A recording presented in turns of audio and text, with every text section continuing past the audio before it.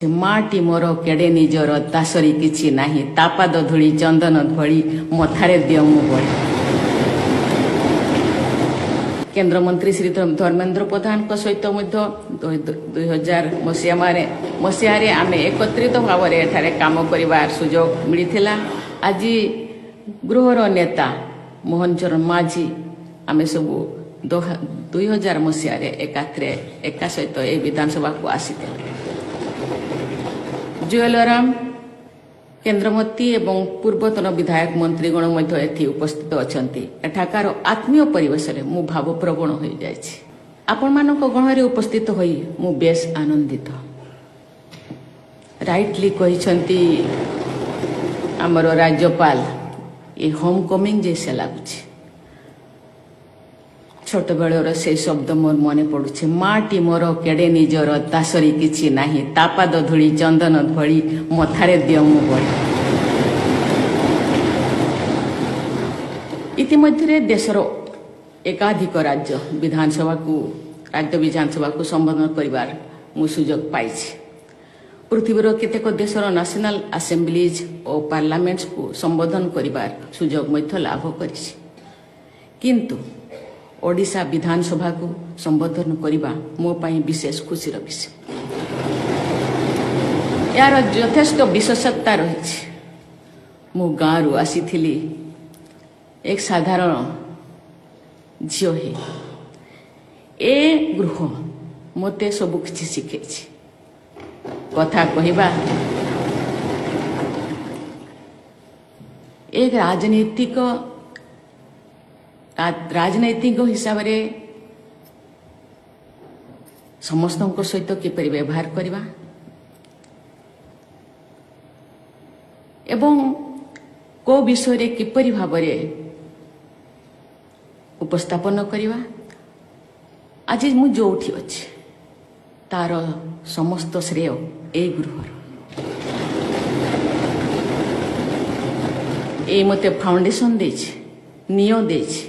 आज ए नियो जदि सुदृढ़ हो न था और आपण मानकर एवं ओडिशार जनसाधारणकर जदि आशीर्वाद न था, भगवान जगन्नाथंकर जदि आशीर्वाद न था, बोधुए मु आज जो जगार अच्छी से जगार को पहुंची पार न। तेणु मु कोटि कोटि नमस्कार करुछि।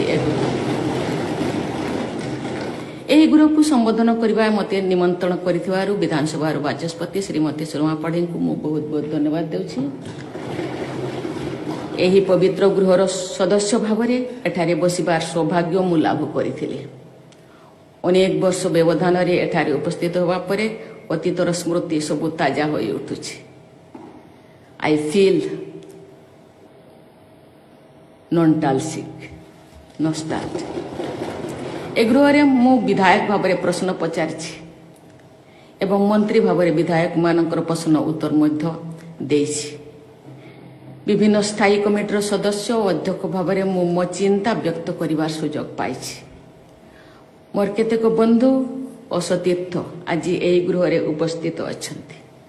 एठी बसिथिबा 147 जन सदस्य मोर चिन्हा, किंतु सौभाग्यवशतः किछि लोगों सहित काम करिवार मते सुजोग मिली। एवं आज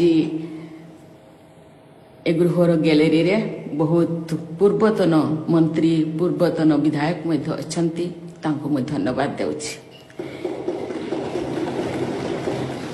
केंद्र मंत्री श्री धर्मेंद्र प्रधान सहित 2000 मसीह आम एकत्रित भाव में काम कर सुजोग मिलता। आज गृहर नेता मोहन चरण माझी आम सब 2000 मसीह एका सहित ए विधानसभा को आसी। जुएलराम केन्द्रमंत्री एवं पूर्वतन विधायक मंत्रीगण उपस्थित अच्छा। एठाकार आत्मीय परिवेश मु भावप्रवण हो जाइछि। मु एही अवसर रे ओडिशा विधानसभा पूर्वतन तथा वर्तमान सदस्य समस्त एवं राज्यवासी को बहुत बहुत धन्यवाद देउछि।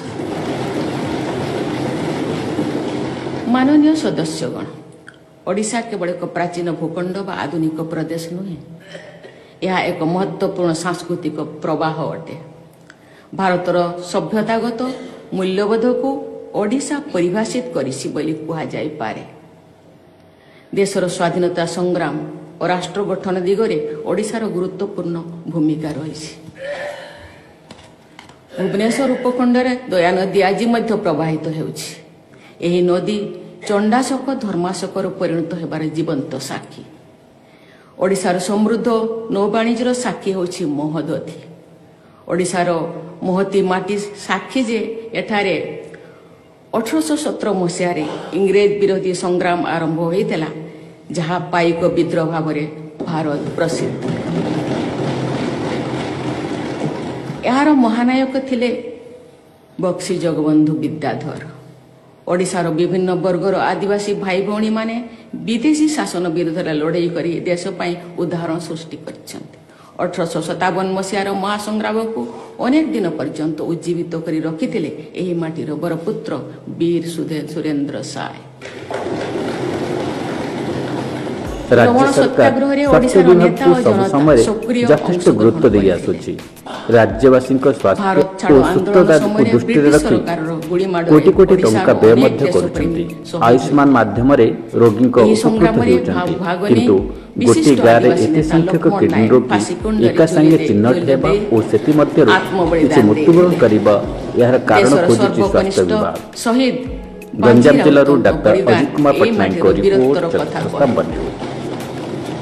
उत्कल गौरव मधुसूदन दासंकर सृजनशीलता और तांको प्रतिष्ठित स्वदेशी शिल्प उत्कल टैनेरी एवं उत्कलमणि गोपबंधु दासंकर बलिष्ठ नेतृत्व और तांको वन विद्यालय महात्मा गांधी प्रशंसा भाजित होइतिला। भाषा भित्ति गठित प्रथम प्रदेश भाव में ओडिशा भाषा भित्तिक राज्य पुनर्गठन पाई प्रेरणार उत्स होइतिला। देशीय राज्यगुड़िकर मिश्रण प्रक्रिया आरंभ होइतिला ओडिशारू, जहार नेतृत्व नेइथिले उत्कल किशोरी डॉक्टर हरेकृष्ण महताब। बरेण्य जननेता विजु पट्टनायक साहस और संग्राम देशवासी स्मृति सर्वदा जीवंत हो रही। नेताजी सुभाष चंद्र बोस को जन्म दे ओडिशा धन्य देछि।